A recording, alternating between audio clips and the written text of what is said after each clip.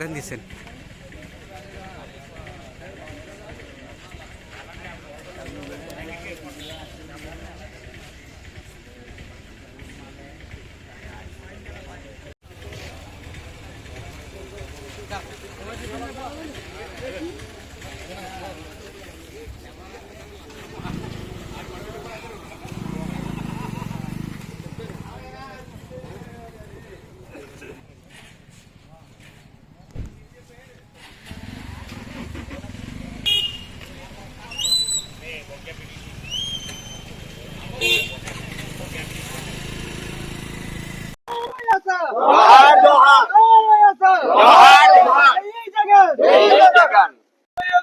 జోహార్ వైఎస్ఆర్, జోహార్ వైఎస్ఆర్.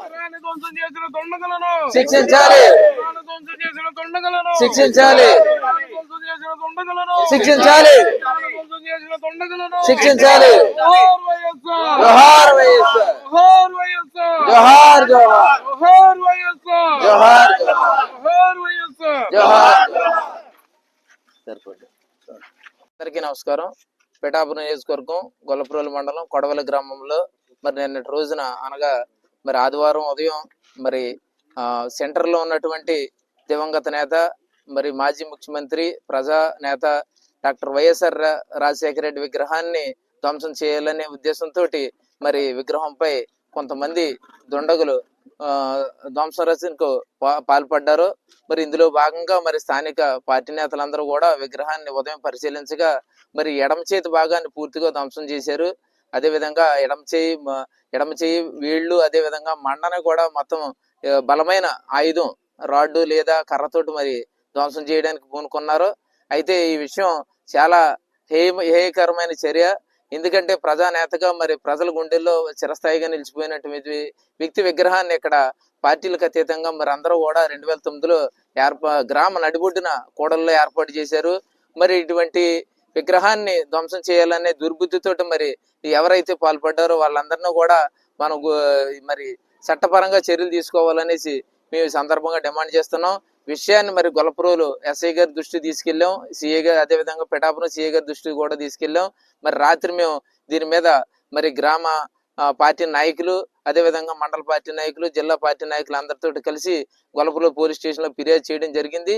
ఎవరైతే మరి ఇటువంటి దుశ్చర్యకి పాల్పడ్డారో వాళ్ళందరి మీద కఠినంగా చర్యలు తీసుకోవాలి మేము చెప్పాం.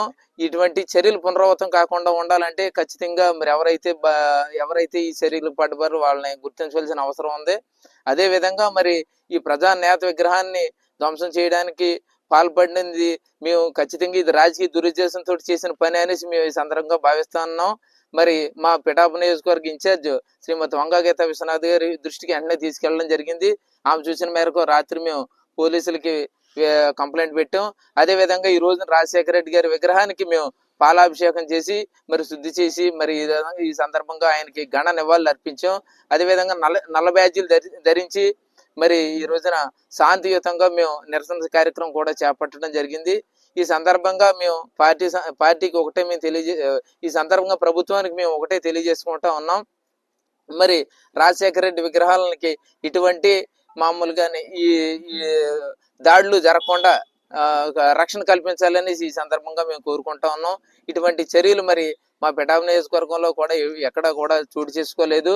అందువల్ల మొట్టమొదటిసారిగానే ఇటువంటి తప్పుని జరగకుండా ఎవరైతే దాడి చేసిన దుండగులున్నారో వాళ్ళని గుర్తించి చర్యలు తీసుకోవాలని ఈ సందర్భంగా కోరుకుంటా ఉన్నాం.